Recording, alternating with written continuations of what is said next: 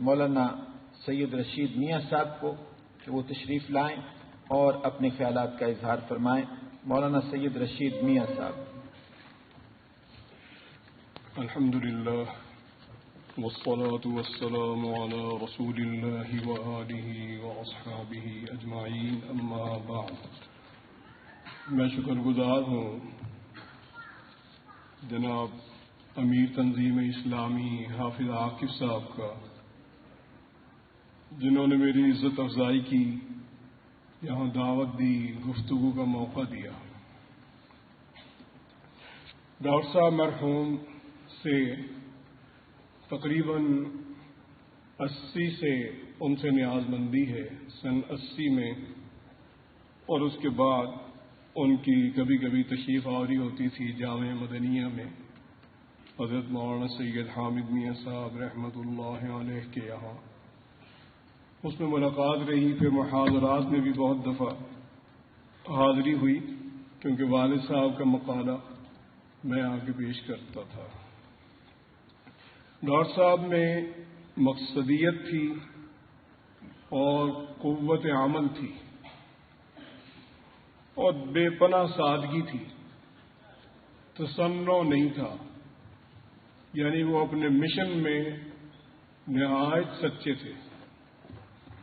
ایک موقع پر ان کی جامع مدنیہ تشریف آوری ہوئی تو وہ کسی دوست کے ساتھ تشریف لائے تھے اور کیری ڈبے پر تھے، سوزوکی کیری ڈبہ تھا، ایک آگے کوئی ان کے دو ڈرائیور ہوں گے، ایک وہ آگے بیٹھے تھے، تو میں ان کی سادگی سے بڑا متاثر ہوا، اور اس بات کو اگرچہ اب 22 برس گزر گئے لیکن وہ بات میرے ذہن میں ہے کہ انہوں نے کوئی پروٹوکول، کوئی چیز ان کے پیش نظر نہیں تھی، ان کے پیش نظر اپنا مشن تھا، اپنا مقصد تھا، اور ان میں جامعیت تھی۔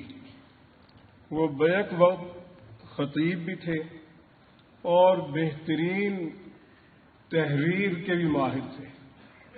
یہ دو صلاحیتیں بہت کم جمع ہوتی ہیں۔ عطا اللہ شاہ صاحب بخاری بہت بڑے خطیب تھے، لیکن میرے علم میں نہیں ہے کہ ان کا کوئی ایک صفحہ، کوئی ایک تحریر ہو جو سامنے ہو، یعنی خطابت تھی، تحریر نہیں تھی۔ ڈاکٹر صاحب میں خطابت بھی تھی، دینی اسکالر بھی تھے اور بہترین لکھنے والے بھی تھے۔ وہ ایک پرعزم شخص تھے اور ان میں بہت سی چیزوں میں عزم اور ہمت تھی۔ مثلا لاہور میں نماز عید کا وقت گرمیوں میں 9 بجے 10 بجے تھا۔ ڈاکٹر صاحب نے ایک اچھی روایت کی کہ نماز عید کو مسنون وقت میں لے گئے، اور مسنون وقت اشراق کا وقت ہے، اشراق ہو فوری طور پہ عید پڑھیں۔ تو اب جو جہاں جہاں بھی عید کی نمازیں پہلے وقت میں ہو رہی ہیں، اس میں سبقت کرنے والے شخص موجودہ دور میں وہ ڈاکٹر صاحب مرحوم ہیں۔ مسئلہ کشمیر پر ان کی نہایت وقیر رائے آئی بڑی، وہ بھی پرعزم اور عالی ہمت ہونے کی نشانی ہے۔ انہوں نے کہا کہ اس جھگڑے کو ختم کیا جائے اور جو کشمیر جس کے پاس ہے اسی پہ معاہدہ کر لیں، اس کو مستقل کنٹرول، اس کو مستقل بارڈر بنا دیا جائے، بجائے اس کے کہ اس کو عارضی رکھا جائے، جھگڑا ختم کیا جائے۔ اسی طرح جب انہوں نے دیکھا مسلمانوں میں، خاص طور پر ہمارے پاکستان میں، مسلمان ارتداد کی راہ پر ہیں، یعنی مسلمانوں نے دین کی قدر دل سے نکال دی، دین کی قدر اٹھ گئی، اور دین کی قدر اٹھنا یہ ارتداد کی راہ ہے۔ دنیا پیش نظر ہو گئی، اور جب صرف دنیا پیش نظر ہو جائے تو قرآن پاک اس کی بڑی سخت مذمت کرتا ہے۔ من کان یرید حرث الآخرۃ نزد لہ فی حرثہ، جو آخرت چاہتا ہے ہم اسے برکت کے ساتھ دے دیتے ہیں۔ ومن کان یرید حرث الدنیا، جو صرف دنیا کا طلبگار ہے، نؤتہ منہا، وما له فی الآخرۃ من نصیب، آخرت میں اس کو کچھ نہیں ملے گا۔ اور دوسری جگہ ہے من کان یرید العاجلۃ، جو دنیا چاہتا ہے، عجلنا له فیہا ما نشاء لمن نرید، ہم دنیا دے دیتے ہیں جتنی چاہتے ہیں جس کے لیے چاہتے ہیں، اور صرف دنیا کے طلبگار کو آخرت میں جہنم دیں گے۔ ثم جعلنا له جہنم۔ تو مسلمانوں میں جو ایک دین کے ساتھ تعاون اور دنیا ہی دنیا پیش نظر آ گئی، پیش نظر رہ گئی، باقی سب چیزیں اوجھل ہو گئیں، اخلاقیات بھی، مذہب بھی، اللہ بھی، اللہ کے پیغمبر بھی، تو یہ نشانی تھی اور ہے ارتداد کی کہ ہم نے ارتداد کا راستہ اپنا لیا، کوئی امید کا راستہ نہیں ہے۔ عمل اصل چیز ہے۔ وَقُلِ اعْمَلُوا، اللہ تعالیٰ فرماتے ہیں کہ آپ یہ فرمائیں اپنی امت سے کہ عمل اختیار کرو۔ عمل ہمارا الٹ جا رہا ہے، تو ڈاکٹر صاحب نے اس چیز کو ملحوظ رکھا اور انہوں نے بتلا دیا کہ ملک الٹی گنتی کی طرف آ گیا، کیونکہ جب مذہب نہیں پھر کچھ نہیں۔ مذہب کی قیمت پہ نہ وطن چاہیے، نہ کچھ اور چاہیے، نہ کچھ اور رہے گا۔ تو اللہ تعالی ہمیں توفیق دے کہ ہم لوگ اپنے مذہب کی طرف لوٹیں، جیسے دعوت الی القرآن ہے اس کی طرف متوجہ ہوں، ہر شخص قرآن پاک پڑھے، ہر شخص قرآن پاک کا ترجمہ پڑھے، تلاوت کا ماحول بنائے، عبادت کا ماحول بنائے جو مسلمانوں میں سے اٹھ گیا۔ یہ بہت بڑی بنیادی ضروریات ہیں۔ یہ جو اپیل کی ایک ہمارے دوست عباسی صاحب نے ادارے میں شامل ہونے کے لیے، یہ اچھی ہے۔ اس کے ساتھ ایک اپیل یہ بھی ہونی چاہیے کہ ایک گروہ ایسا تیار ہو جو اتباع سنت کو مقصد بنا لے، اس کا مقصد صرف اللہ تعالیٰ کے دین کی اشاعت اور اللہ تعالیٰ کے احکام کی پیروی، جیسے حضور اکرم صلی اللہ علیہ وسلم نے فرمایا، جیسے چاہا ان خوبیوں کو لے کر جب ہم آگے بڑھیں گے، اللہ تعالیٰ ہمارے اعمال میں مزید برکت نصیب فرما دیں گے۔ اللہ تعالیٰ ہم سب کو اچھی توفیق نصیب فرمائے۔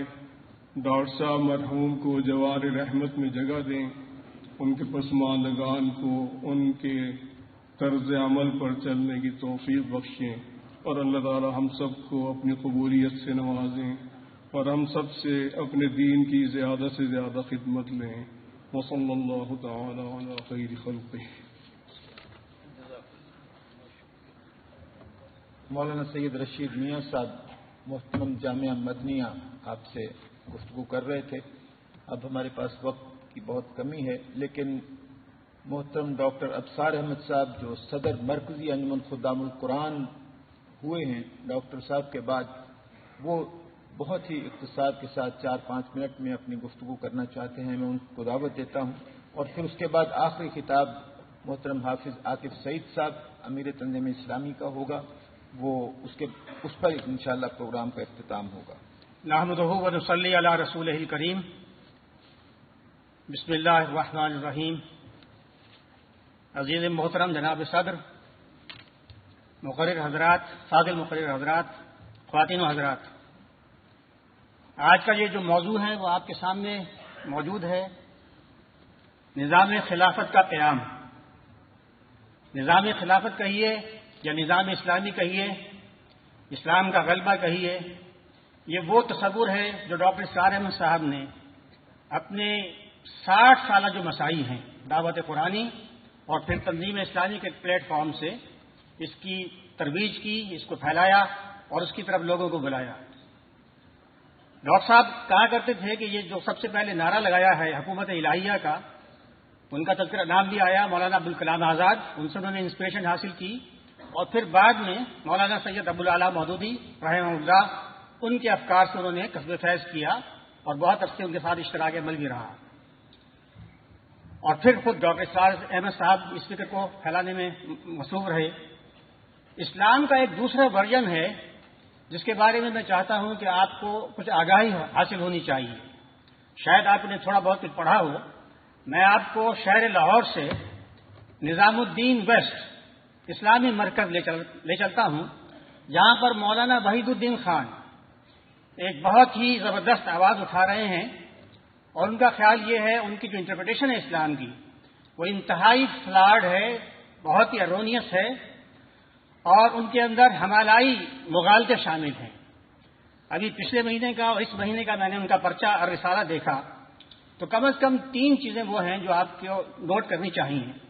انہوں نے ایک جگہ فرمایا ہے کہ اسلام کا جو پولیٹیکل انٹرپریٹیشن ہے یا پولیٹیکل اسلام، اس کا آغاز دور حاضر میں پرنٹنگ پریس کے آغاز سے ہوا.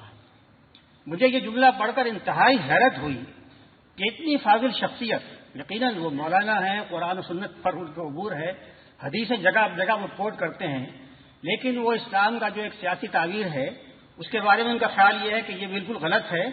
اور یہ جو ماڈرن پروپیگنڈا اور جو کتابیں اور جو پیمفلٹ جب چھپنے شروع ہوئے اس وقت سے اس کا آغاز ہوا. حالانکہ ان کے سامنے حضور کی حیات طیبہ ہونی چاہیے، اور وہ ہے یقیناً ان کے سامنے، جبکہ حضور نے مکے کو چھوڑا، مدینے کو ایک آلٹرنیٹو بیس کے طور پر اڈاپٹ کیا. جنگ بدر سے پہلے 8-9 سرایا جو ہیں ان میں سے بعد میں خود آپ نے بنفس نفسی شرکت کی ہے.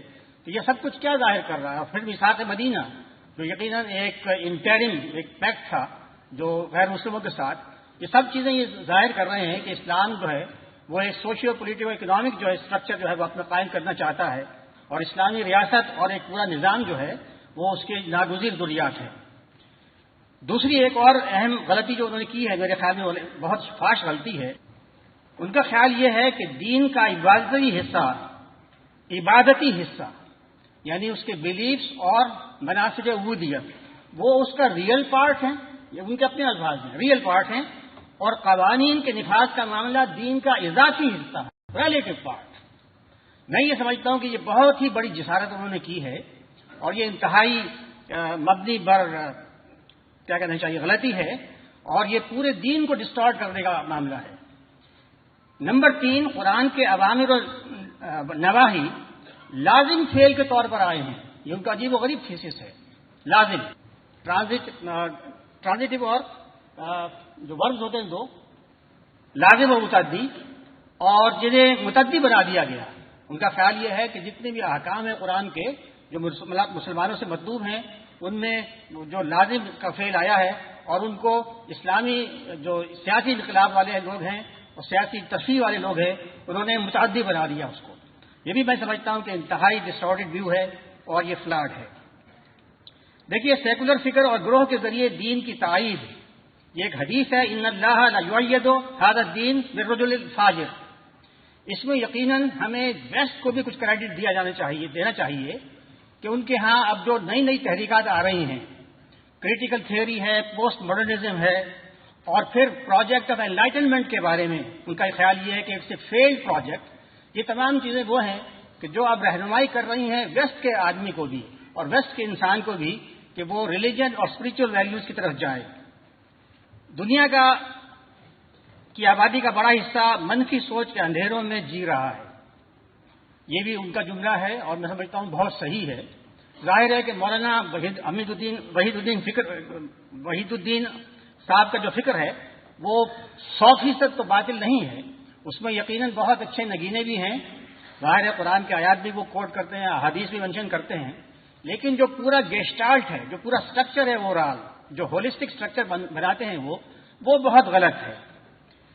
ان کا خیال یہ ہے کہ آخری دور ہے یہ، اور اس میں ایک فتنۃ الدہمہ کا اظہار ہوگا جو اس وقت ہو رہا ہے. اور دہمہ کیا ہے کہ ایک عظیم فکری اندھیرا. بظاہر ہم بات کرتے ہیں انلائٹنمنٹ کی، ایجوکیشن کی، لیکن واقعہ یہ ہے کہ اتنا کچھ کہا جا رہا ہے اور لکھا جا رہا ہے، اے بیبل آف ڈسکارڈنٹ وائسز، کہ واقعہ یہ ہے کہ پھر حق کی معرفت حاصل کرنا بہت مشکل ہو جاتا ہے. اتنے گرے ایریاز ہیں جن کی طرف رہنمائی کی جاتی ہے کہ پھر حق اور باطل کے درمیان تمیز مشکل ہو جاتی ہے. تو یہ میں سمجھتا ہوں کہ انہوں نے اچھا پوائنٹ ریز کیا ہے کہ فطرت الدہمہ وہ ہے کہ جس کے اندر ہمیں بالکل خالصتاً پوری یکسوئی کے ساتھ حق کے